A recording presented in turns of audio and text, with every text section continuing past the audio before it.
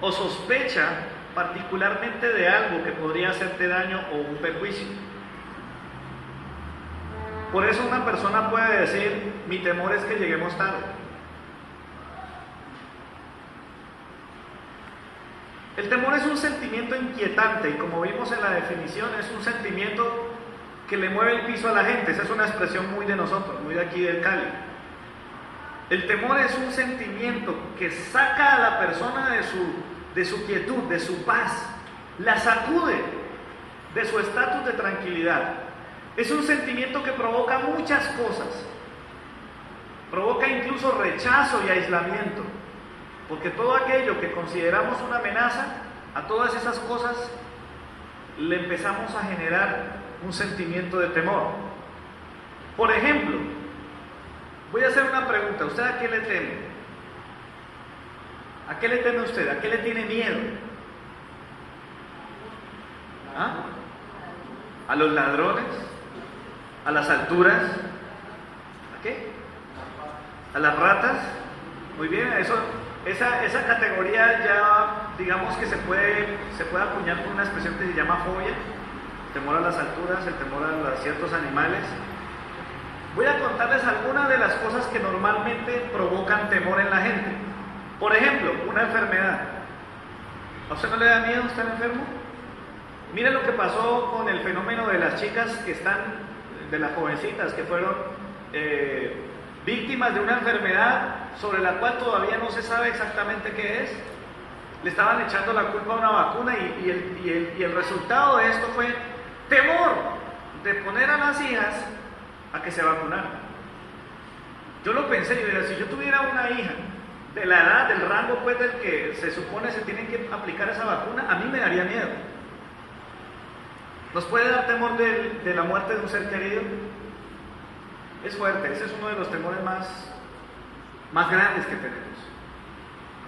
Temor a la pérdida del empleo.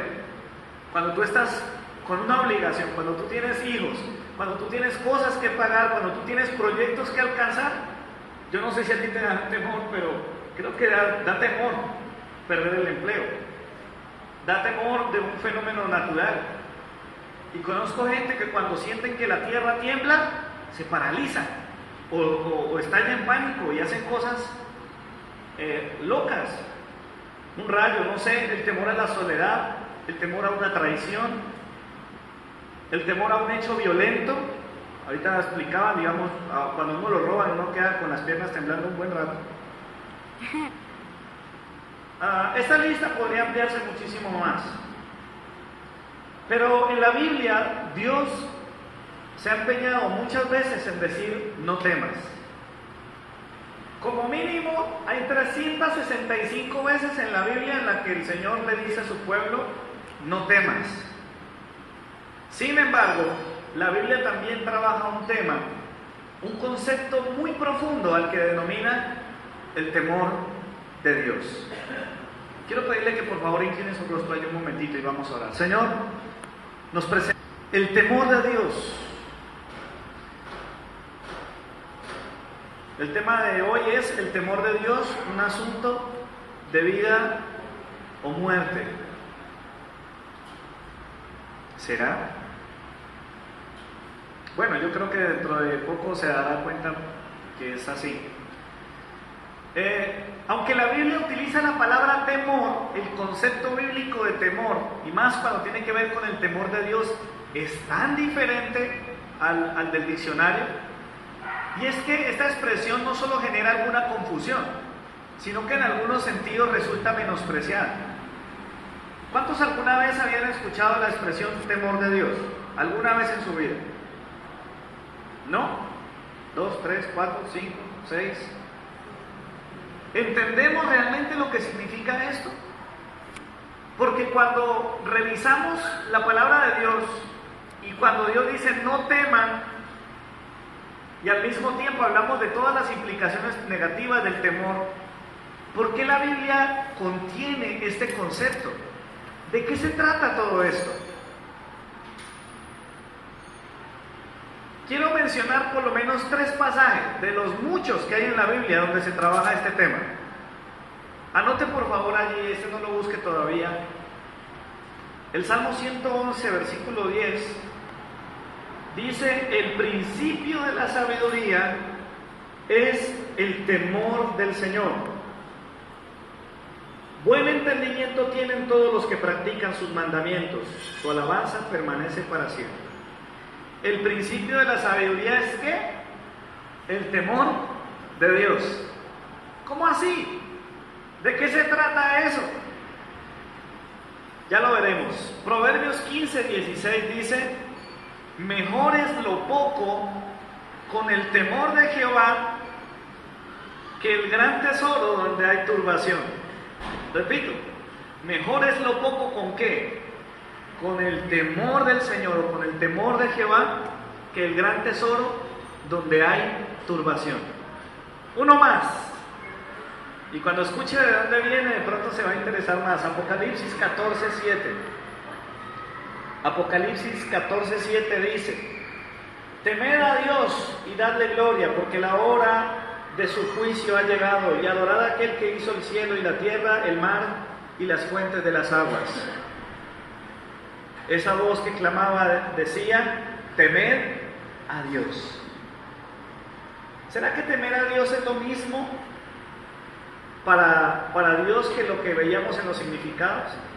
Porque mire, si usted no entiende bien ese concepto, usted va a creer que la actitud hacia Dios o lo que la Biblia promueve es un sentimiento de miedo, como si eso fuera peligroso, como tan misterioso que no sé si deba o no deba estar con Dios. Estoy convencido que nadie que se acerque a Dios sinceramente, verdaderamente puede tener ese tipo de temor. Pero la Biblia insiste en que debemos tener temor de Dios. Temor de Dios. Bueno, vamos a entrar en materia. Ahora, por favor, su Biblia en el libro segundo de Samuel. El segundo libro de Samuel, capítulo 6. Y vamos a leer algunos versículos. Segundo de Samuel, capítulo 6. Si alguien quiere, ¿alguien no trajo Biblia? ¿Todos tienen Biblia? Yo puedo prestar la mía. ¿Hay alguien que no tenga? ¿Tú tienes la electrónica? ¿Prefieres esa o te presto la mía? ¿Sí? ¿Ok? Segundo libro de Samuel, capítulo 6. Vamos a tratar de entender esto para poder caminar en esta temática, porque la meta es indagar sobre este tema en varias jornadas. Porque el temor de Dios es un asunto de vida o muerte. Vamos a leer juntos, pausadamente, reflexivamente, esta narración hasta el versículo 15. Dice así la Escritura. Segundo de Samuel, capítulo 6, versículo 1. Dice la Biblia lo siguiente: David volvió a reunir a todos los escogidos de Israel, 30,000. Y se levantó David y partió de Baala de Judá con todo el pueblo que tenía consigo, para hacer pasar de allí el arca de Dios, sobre la cual era invocado el nombre de Jehová de los ejércitos, que mora entre querubines. Pusieron el arca de Dios sobre un carro nuevo y la llevaron a casa de Abinadab, que estaba en el collado. Y Usa y Ahío, hijos de Abinadab, guiaban el carro nuevo.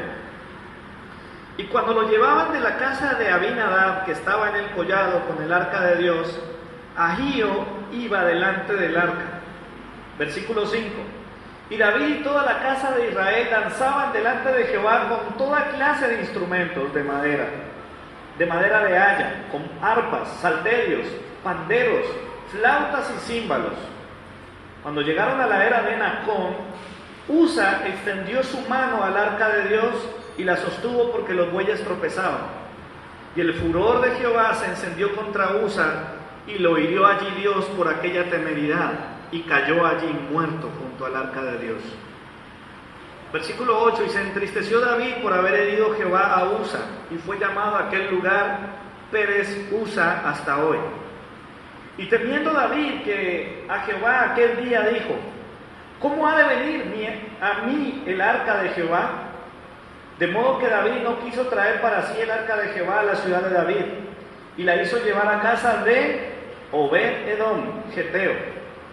Y estuvo el arca de Jehová en casa de Obed-edom 3 meses. Y bendijo Jehová a Obed-edom y a toda su casa. Versículo 12. Fue dado aviso al rey David diciendo: Jehová ha bendecido la casa de Obed-edom y todo lo que tiene a causa del arca de Dios. Entonces David fue y llevó con alegría el arca de Dios que estaba en casa de Obed-edom a la ciudad de David. Y cuando los que llevaban el arca de Dios habían andado 6 pasos, él sacrificó un buey de carnero engordado.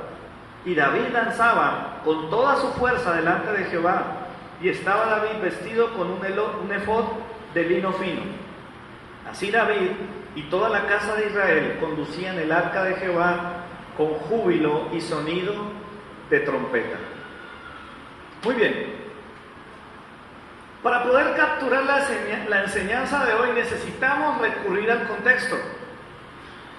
Es urgente, amados hermanos, que en nuestra vida devocional, en nuestra búsqueda del Señor, si usted hace alguna lectura regular de la Biblia, por favor no se conformen con solo leer un pedazo. Porque si usted solo lee un fragmento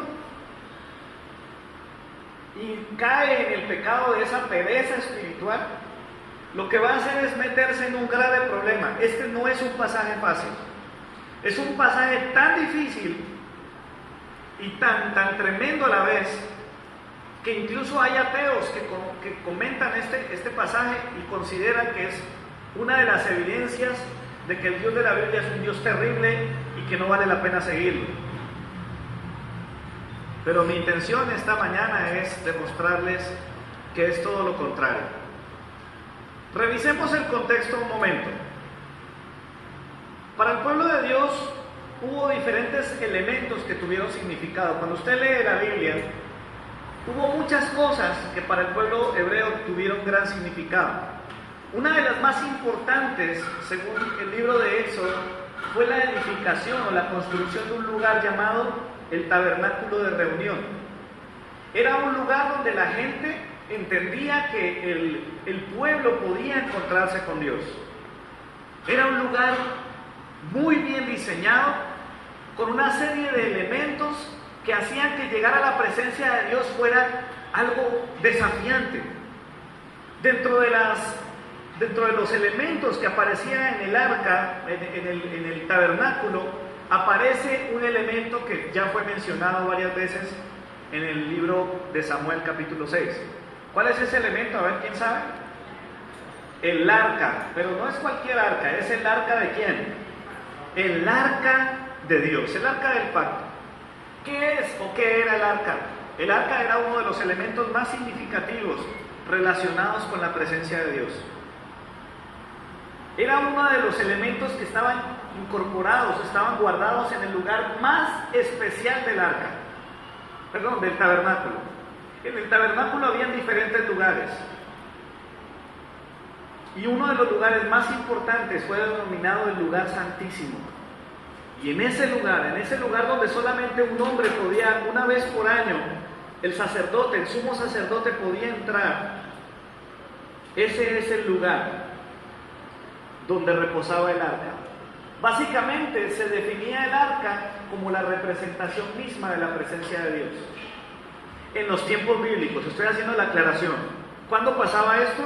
En los tiempos bíblicos, en los tiempos del Éxodo, en los tiempos del Antiguo Testamento. El arca era el símbolo y la evidencia misma de la presencia de Dios.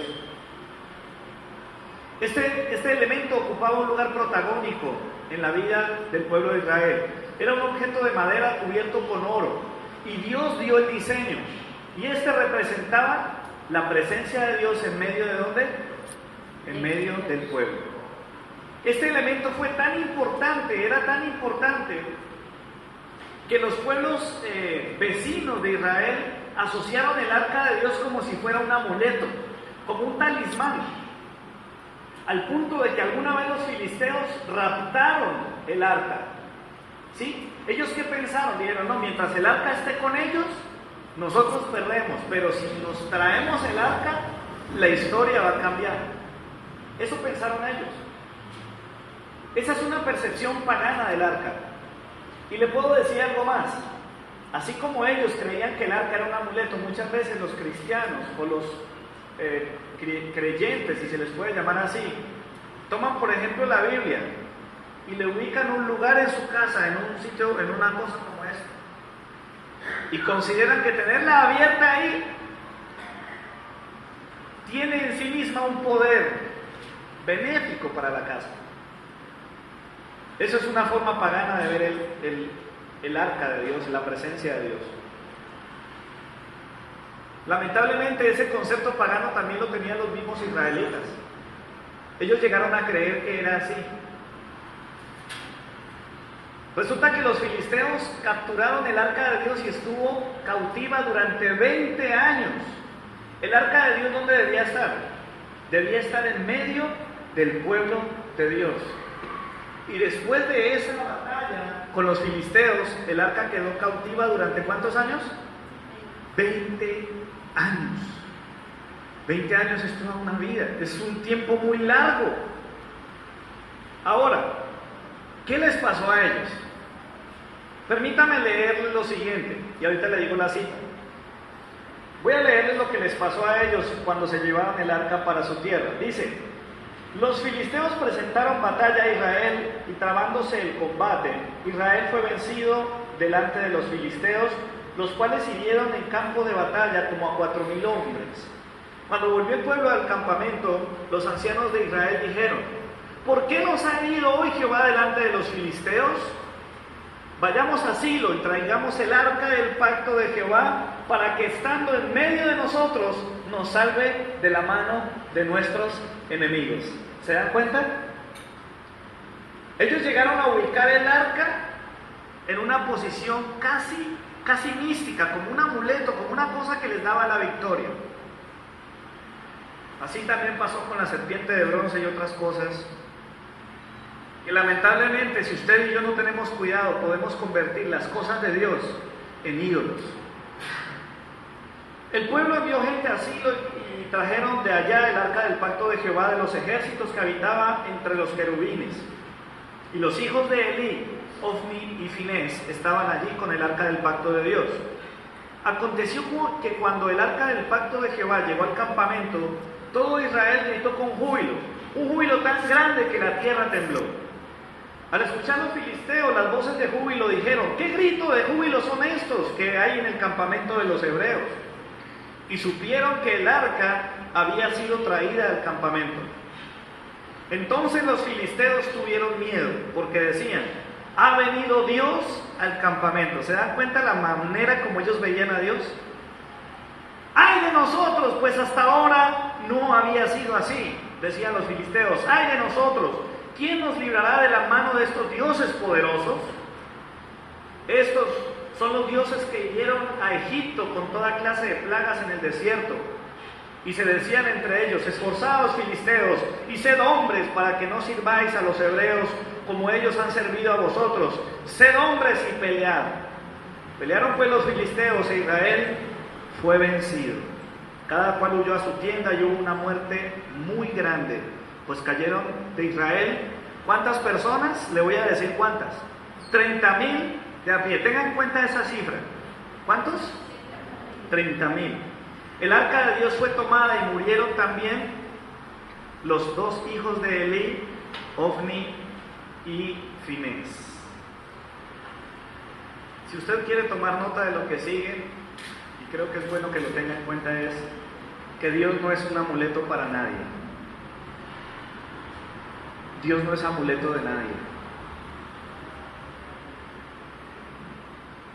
¿Sabe una cosa? Yo conozco gente que dice: voy a hacer tal cosa, pero primero oremos.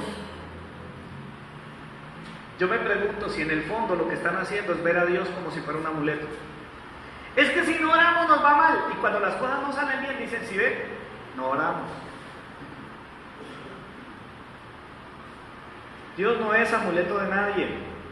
Le voy a dejar una pregunta de tarea para la próxima reunión. Pregunta, tarea para la próxima clase.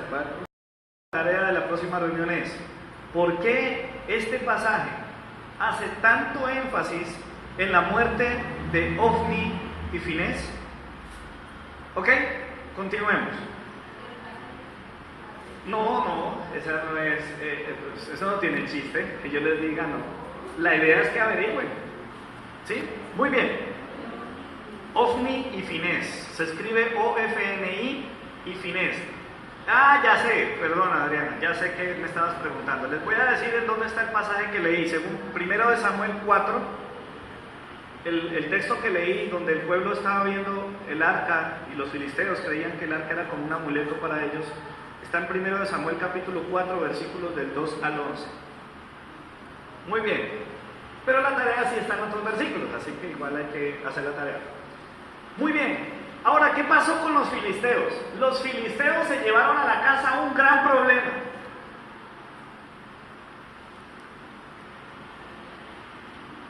La presencia de Dios, el arca de Dios, para los que le temen al Señor, para los que están con Dios, es una cosa, pero para los que no, es otra. La Biblia dice claramente que los filisteos tuvieron graves dificultades, graves problemas con el arca. Hubo muchos muertos. Dice la Biblia que a los que no se murieron quedaron llenos de tumores a causa del arca de Dios. Y estos filisteos entendieron que con la presencia de Dios no se juega. Si quieres saber más al respecto, anote allí 1 de Samuel capítulo 5, versículo 6. Porque la presencia de Dios para su pueblo es sinónimo de salud, protección, provisión y mucho más. Pero para estos pretenciosos filisteos, que lo único que querían era la derrota del pueblo de Dios, eso significó muerte y desolación. Ahora volvamos al texto con el que empezamos, segundo libro de Samuel, capítulo 6, versículo 1.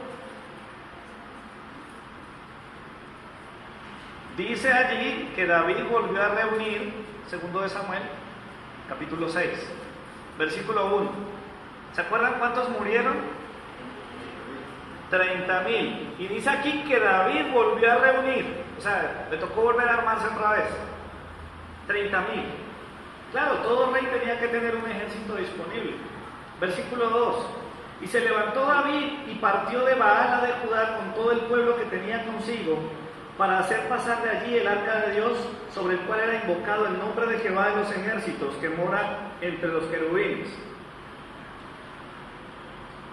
Aquí hay un detalle interesante, porque esta batalla se libró a razón de una cosa.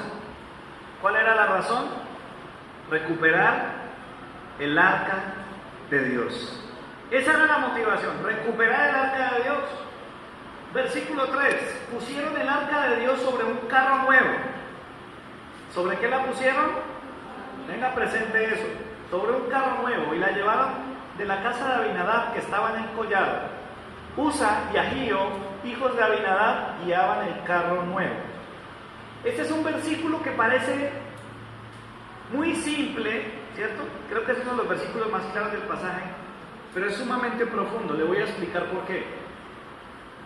Porque cuando uno lee que ellos buscaron un carro nuevo o una carreta nueva, para ser un poquito más fieles al original, uno pensaría, wow, un carro nuevo. O sea, para mover el arca de Dios buscaron un carro nuevo, una carreta último modelo. Qué lindos estas personas, ¿verdad? Si recuerdan la primera lectura que hicimos, dice que en ese carro nuevo pasó algo, y es que el arca se estaba moviendo de un lado al otro, se estaba tambaleando en ese carro nuevo. Quiero preguntar algo. La muerte del señor Usa, que creo que es una de las más llamativas del texto, ¿fue por culpa de los bueyes? No fue por culpa de los bueyes. Voy a explicarles bien por qué. Porque una persona temerosa de Dios debió pararse y decir, un momento, así no es como se traslada el arca de Dios. Así no era como ellos la estaban llevando. Sí, un carro nuevo, muy bonito. La apariencia de esa experiencia una apariencia bonita, pero ¿cómo tenía que hacerse? Por favor, anote ahí en sus notas, en su cuaderno, Números capítulo 4, versículos 14 y 15. Allí dice cómo tenía que moverse el arca. Dice: y pondrán sobre él todos sus instrumentos de que se sirve, las paletas, los garfios, los braseros y los tazones, y todos los utensilios del altar, y extenderán sobre él una cubierta de pieles de tejones, y le pondrán además las varas. El arca de Dios se tenía que transportar no sobre una carreta, sino a los hombros, cargada por personas. Estas personas buscaban un carro nuevo, una carreta nueva tirada por bueyes. ¿Sabe quién hacía eso? Los pueblos paganos. A los pueblos paganos les gustaba hacer eso así. Pero ¿qué ocurrió? Usa y Ahío, que eran personas que sabían cómo se tenía que trasladar el arca, no dijeron nada. David no dijo nada y él también sabía. Mira lo que dice el versículo 15, dice: y cuando acaben Aarón y sus hijos de cubrir el santuario y todos los utensilios del santuario, cuando haya de mudarse el campamento, vendrán después de ellos los hijos de Coat. Ojo, ahí también hay unas personas importantes. Los hijos de Coat eran los que iban a llevarlos, pero no tocarán cosa santa, no sea que mueran. Señala ese versículo 15 de esta historia. El Señor dijo: tienen que llevarlo como yo les estoy diciendo, y no pueden tocar esas cosas, no sea que mueran. Estas cosas serán cargadas de los hijos de Coat en el tabernáculo de reunión. Iglesia, tenemos un gran problema en estos últimos días, y es que muchas veces la moda de alrededor se mete a los principios de la iglesia y empezamos a cambiar las cosas que Dios dice por las cosas que la gente dice que hay que hacer. Estamos dando respuestas políticas a las cosas que son bíblicas. Cuando usted le pregunta a un grupo de senadores si creen que dar en adopción a pares del mismo sexo es aceptable, y la mayoría dice que sí, en un grupo tan pequeño, terminamos siendo víctimas de cosas que van en contra de la voluntad del Señor. Yo no soy homofóbico, pero estoy seguro de una cosa: solo existe una manera de traer hijos al mundo, y la manera más sana y saludable es en un hogar funcional, padre, madre e hijos. Pero resulta que la comunidad LGBTI se besa en las calles de la ciudad y se pone como víctimas, y a muchas personas, incluidos algunos cristianos, les parece que se les está vulnerando sus derechos. Una persona temerosa de Dios, más que pensar en sus derechos, piensa en sus deberes. ¿Recuerdan un mensaje de santidad que prediqué hace un año más o menos? Una de las maneras de vivir en santidad es cuando usted se empeña en saber sus deberes más que sus derechos. Alguien podría decir: no, pero es que, qué pecado. Usa y Ahío, esa arca era pesada, y es verdad. Imagínense un arca de madera de acacia, que es una madera pesada, y de repeso está cubierta de oro, y dentro del arca hay un montón de cosas. Esa vaina era pesada. No, qué pecado. Ellos tenían derecho a que no se fueran a herniar. ¿Por qué? ¿Por qué? No, es que no era para tanto. Un carrito nuevo, finalmente pues hasta se empeñaron. Pero esa fue la moda que puso el paganismo. La gente sin Dios consulta a los demás y les pregunta si creen que debe ser así o no. Y eso es un grave error. Pregunta al millón: ¿cuántas cosas hemos hecho porque otros las hacen? Piensa por un momento allí donde estás. ¿Qué cosas has hecho tú que las hiciste porque otros las hacen? Hay gente que rumbea, que fuma, que toma, bueno, hace un millón de cosas. ¿Por qué? Porque es que los demás las hacen. Es que mire que en la empresa, todos los de la empresa juegan chance, ¿yo por qué no voy a jugar chance? Eso no tiene nada de malo, yo tengo derecho a mirar a ver si cambiará el día de mi suerte, ¿cierto? ¿Cuándo llegará? Versículo 4 de 2 de Samuel. Por favor, no pierda que ese es el pasaje más importante de esta mañana. El resto se los estoy dando para que los escriban. Dice, versículo 4: y cuando lo llevaban de la casa de Abinadab, que estaba en el collado con el arca de Dios, Ahío iba delante del arca. Y David y toda la casa de Israel danzaban delante de Jehová con toda clase de instrumentos de madera de haya, con arpas, salterios, panderos, flautas y címbalos. ¿Qué estamos viendo en el versículo, en este pasaje? La celebración. ¡Claro! ¡Ganamos! ¡Celebremos! Era una celebración lógica. Salieron victoriosos. Y lo mejor, cogieron el arca que se les habían llevado. Vamos a celebrar, ganamos, tenemos el arca, qué machera. Versículo 6. Cuando llegaron a la era de Nacón, Usa extendió su mano al arca de Dios y la sostuvo. ¿Por qué? Porque los bueyes tropezaban. Usa y Ahío sabían exactamente cómo se debía mover el arca. David sabía cómo se debía mover el arca. ¿Sabe una cosa? Usa estuvo con el arca cerca de él durante 20 años. 20 años. Y nunca aprendió el temor de Dios. ¿Sabe qué es el temor de Dios en otras palabras? El temor de Dios es respetar la presencia de Dios. Es respetar la presencia de Dios. ¿Qué quiere decir?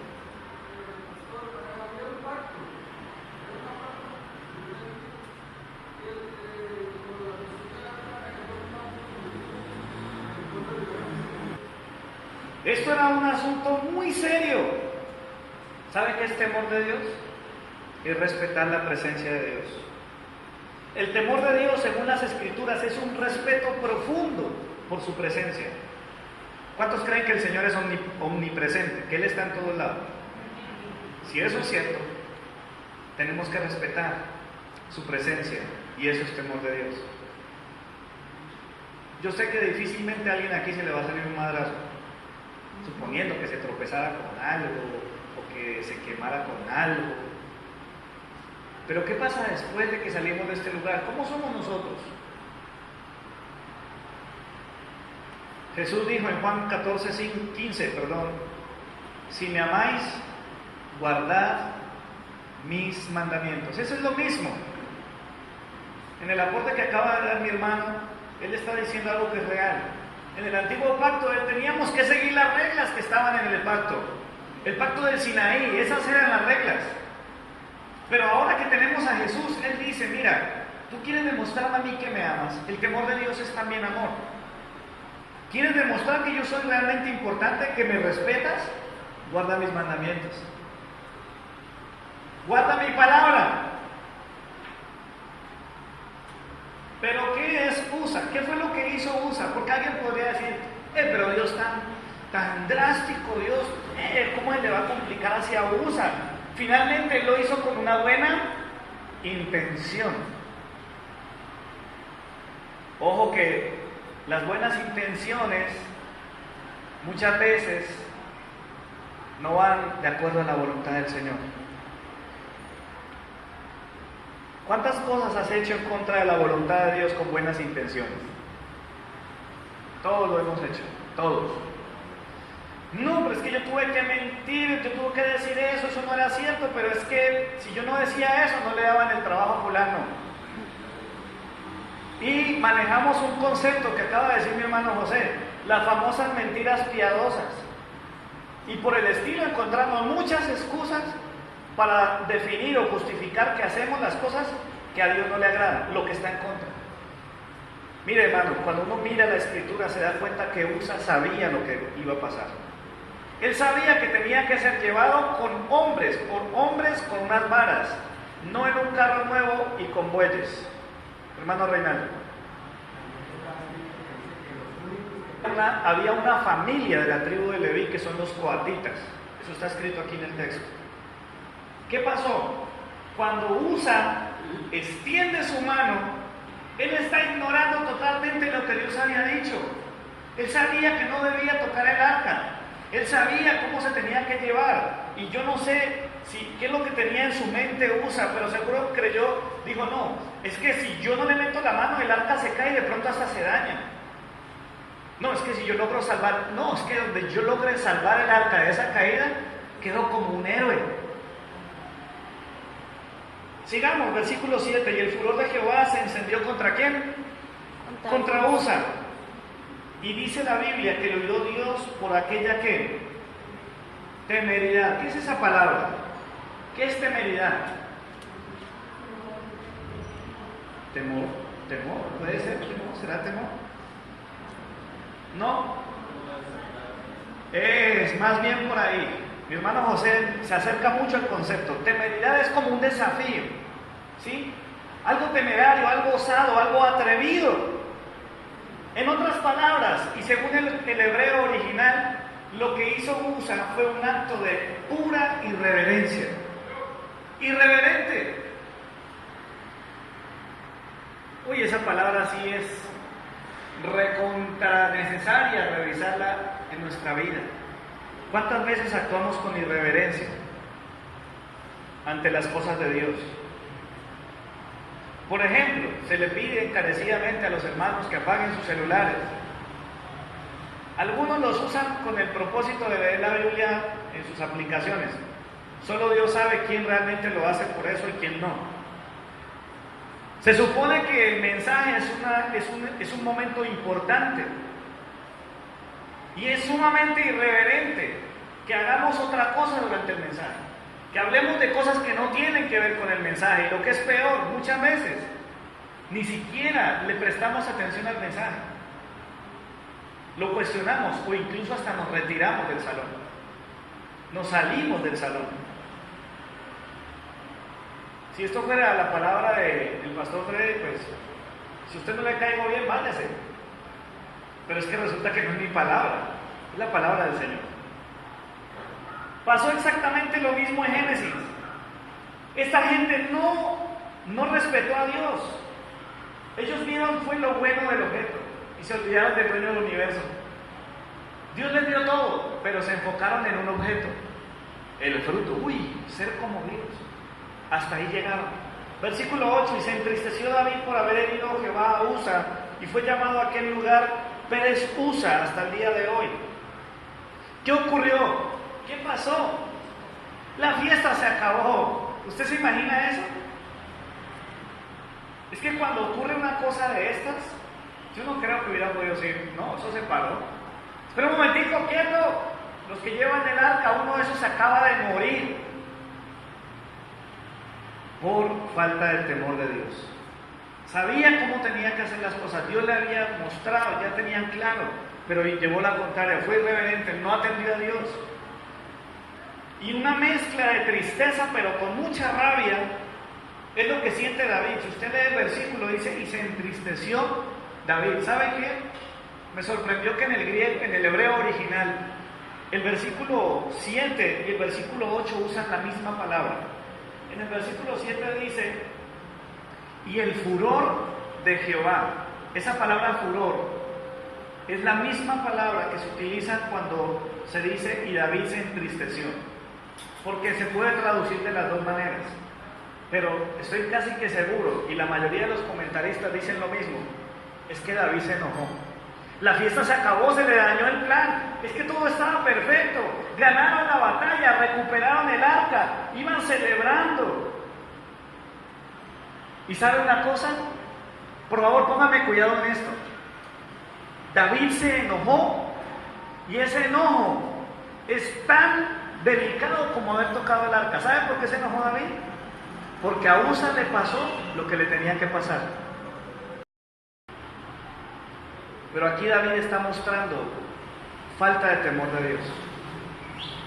Cuando tú tienes temor de Dios, no juzgas. No juzgas ni a Usa ni a Dios.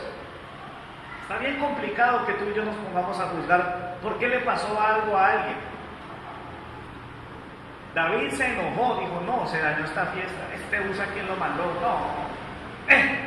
¿Por qué Dios tenía que matarlo justo cuando estábamos en la fiesta? Eso es claramente una evidencia de que faltaba temor de Dios en David.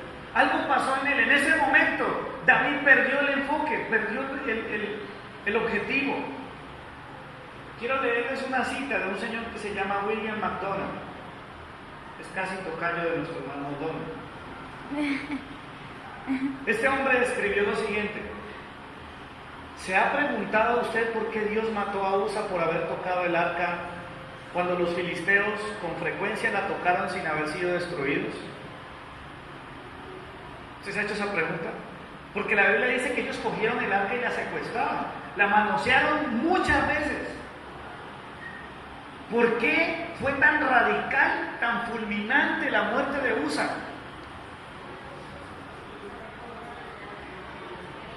¿Ok? Permítame, le leo lo que él escribió. Y si quiere apúntelo. Cuanto más cercano esté un hombre a Dios, repito, cuanto más cercano esté un hombre a Dios, más solemne y rápidamente será juzgado por cualquier mal. Repito, cuanto más cercano esté un hombre de Dios, más solemne y rápidamente será juzgado por cualquier mal. No sé por qué empezó a sonar. En otras palabras, el juicio empieza por la casa. Gran responsabilidad tenemos los hijos de Dios. Responsabilidad tenemos en tanto que estés más cercano a Dios. Somos más responsables. La Biblia lo dice también de esta forma: porque al que más se le da, más se le demanda. El trato con el arca no era para personas con años de experiencia. Ese es otro error.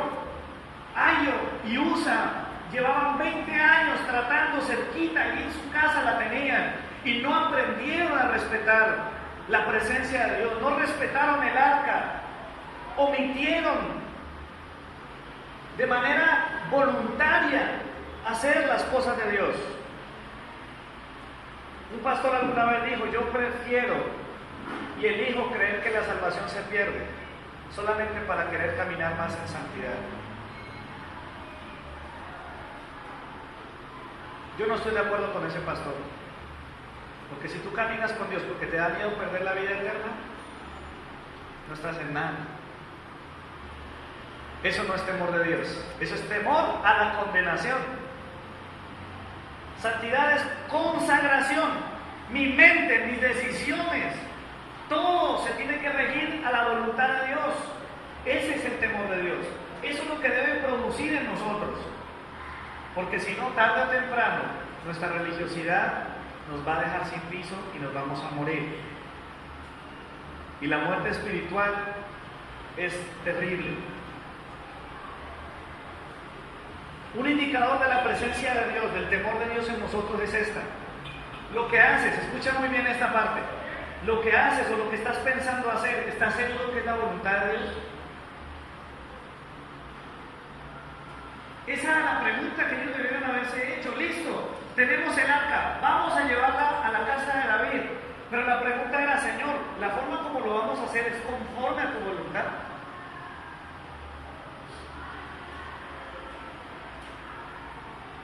Versículo 9: y temiendo David a Jehová aquel día, dijo: ¿cómo ha de venir el arca de Jehová a mi casa?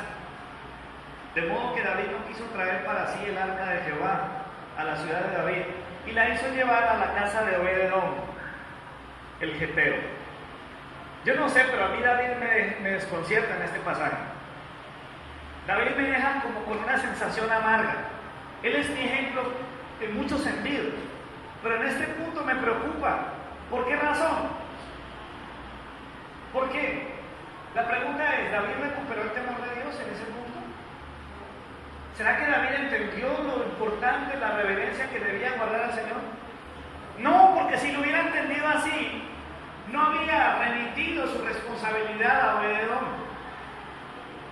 No fue así. ¿Qué fue lo que sintió? ¿Fue miedo? ¿Acaso? ¿Fue culpa lo que frenó a David? Él dijo, no, si a Usa, que estaba con el arca, sacerdote, Dios lo mató, ¿qué será de mí? ¿Qué será de nosotros donde Dios actuara de la misma manera? No podemos asegurarlo, pero yo estoy seguro que quizás fue una mezcla de las dos. David no asimiló la responsabilidad, ¿sabe? Aunque esta es una historia llena de errores, uno de los principales responsables de la muerte de Usa es el mismo David. Porque David había dicho, un momentico, que eso no es así. Versículo 11, y estuvo el arca de Jehová en la casa de Obed-edom el geteo 3 meses. Y bendijo Jehová a Obed-edom y a toda su casa. Obed-edom era un hombre que vivía en Gat, una ciudad filistea. Era una ciudad que se les entregó a los levitas, a los de la tribu de Coat. Amados, el temor de Dios sigue vigente. Pero a diferencia de algunos a los que la presencia de Dios les representa maldición, a los que aman a Dios y son temerosos de su presencia, Dios los bendice.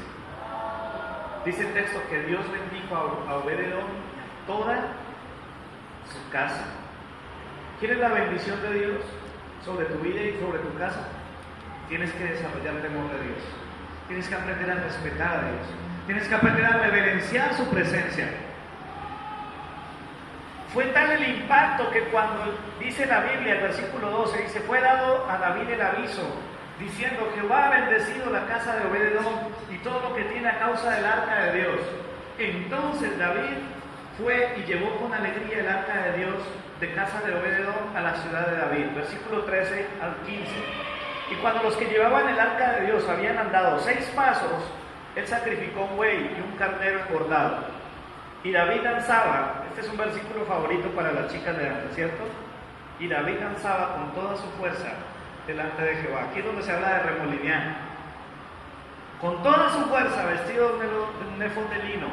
Y así David y su casa conducían el arca de Jehová con júbilo y sonido de trompeta. ¿Cuál era la diferencia? ¿Qué fue lo que cambió? El problema no fue la celebración, amados. El problema no fue celebrar. El problema fue la motivación.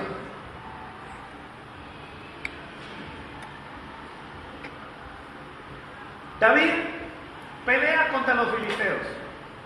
Los vence.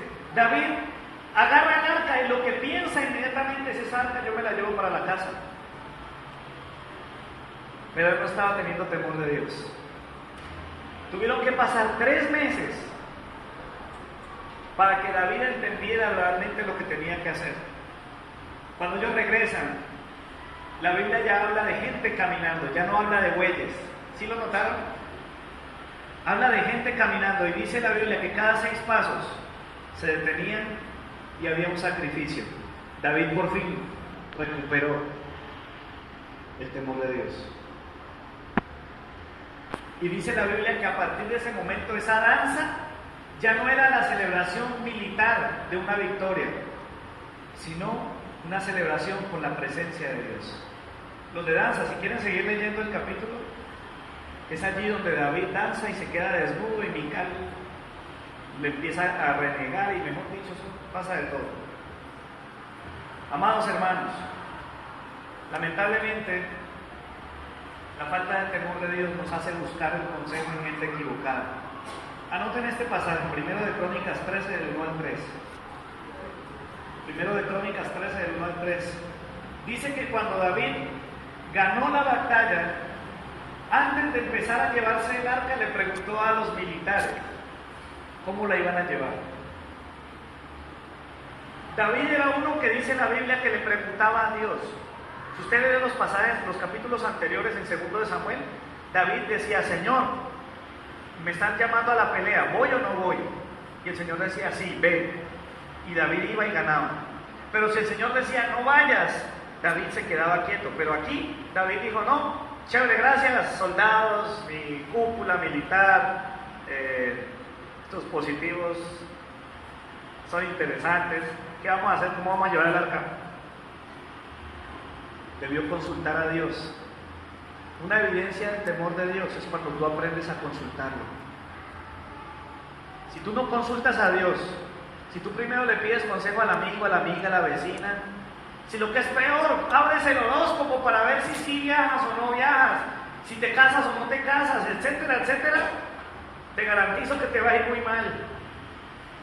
Dios sabe nuestras motivaciones. Dios sabía que David estaba yendo hacia Israel con una motivación equivocada. Y la muerte de Usa fue la manera que Dios usó para que David recuperara la razón.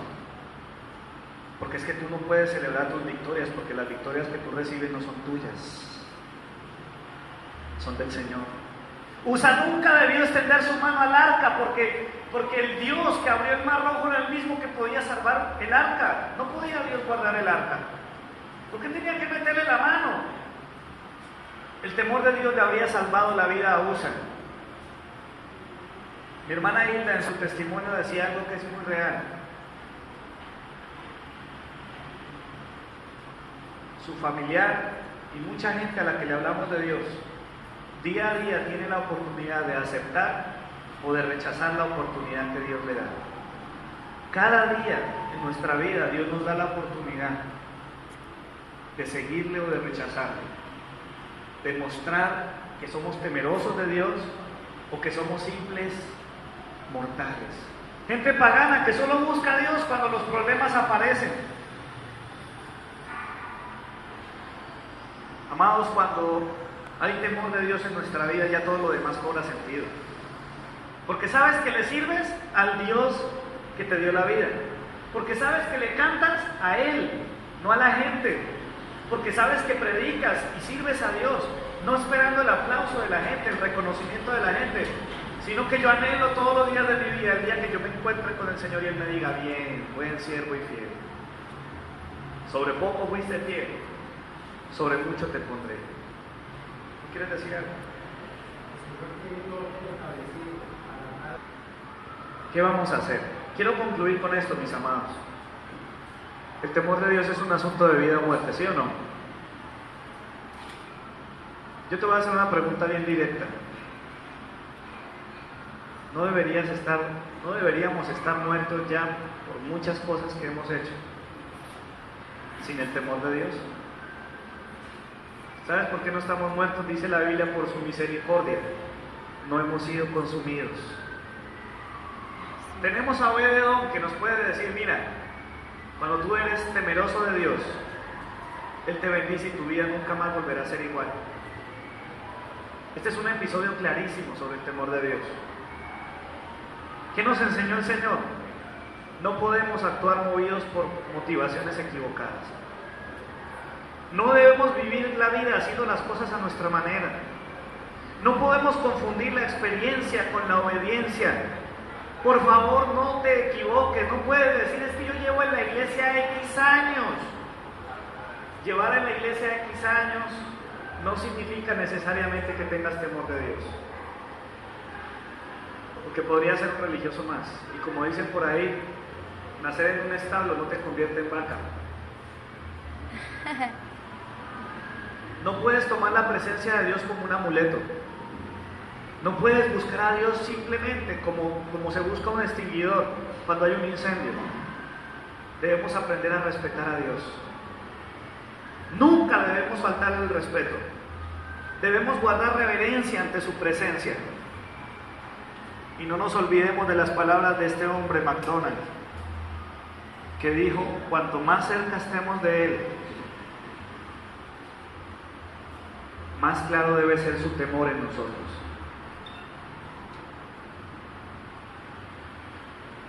Es un milagro que tú y yo estemos aquí. Mi hermana Hilda lo decía: es un milagro. Es un milagro, mis hermanos. Yo no sé tú, pero doy gracias al Señor que todavía sigo vivo. Doy gracias a mi Dios que no he sido consumido. Yo quiero invitarles a todos para que tengamos un momento de gratitud al Señor. Póngase de pie, por favor.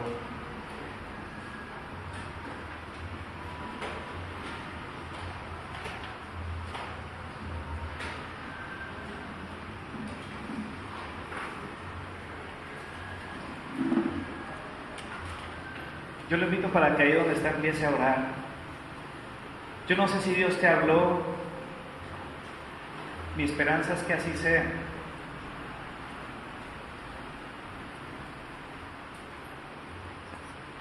Empieza a orar ahí donde estás, por favor.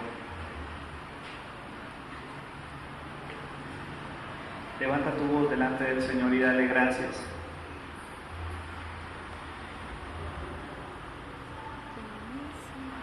Porque por su misericordia tú y yo estamos hoy de pie. Pídele perdón al Señor si te ha faltado temor de Dios. ¿Qué pasaría si tú hubieras estado en el lugar de Usa? ¿Qué pasaría si el Señor operara con toda su furia cada vez que tú y yo llevamos nuestra vida en contra de su voluntad? En Cristo Jesús fue derramada toda la furia de Dios, toda la ira de Dios que no soportaba nuestro pecado. Por su gracia no hemos sido consumidos. Dile, Señor, yo quiero aprender a ser un hombre temeroso de Dios. Señor, el temor de Dios ahora entiendo que es un asunto de vida o muerte. Cada vez que tomo un instrumento, cada vez que enseño, cada vez que vengo a este lugar, cada vez que tomo la Biblia en mis manos, Señor, perdóname por toda la irreverencia, por todo el irrespeto que he mostrado hacia ti. Digo que eres omnipresente y no me importa hacer las cosas que hago. Digo que todo lo sabes y no me importa pensar a menudo en cosas que son obscenas, corruptas, que no te agradan, Señor. Pidámosle juntos al Señor, por favor, Señor, ten misericordia de nosotros. Nosotros no somos diferentes a Usa. No somos mejores que Él. Al contrario, sobre nosotros hay una gracia y una misericordia tan grande que por eso estamos vivos y estamos de pie delante de Él. Dale gracias al Señor por su misericordia. Dios te está dando una nueva oportunidad. Dale gracias a Dios, es una nueva oportunidad. Tienes una nueva oportunidad. Dale gracias al Señor. Señor, gracias. Usa no tuvo otra oportunidad, tú me la estás dando hoy, Señor. Yo quiero vivir para ti, Señor, y cantaré de tu misericordia por siempre. Quiero pedirle que por favor, si conoce esta canción, la cante. Si no, puede seguirla aquí en la pantalla. Me parece a mí que esto es lo que debe quedar en nuestro corazón cuando tenemos temor de Dios.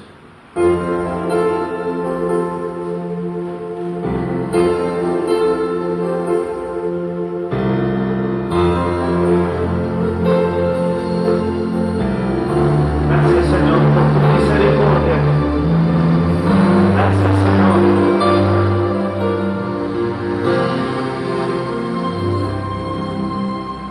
Tu misericordia incomprensible, Señor, grande es tu amor por mí, no lo alcanzo a comprender. Tu misericordia incomprensible, Señor, grande es tu amor por mí,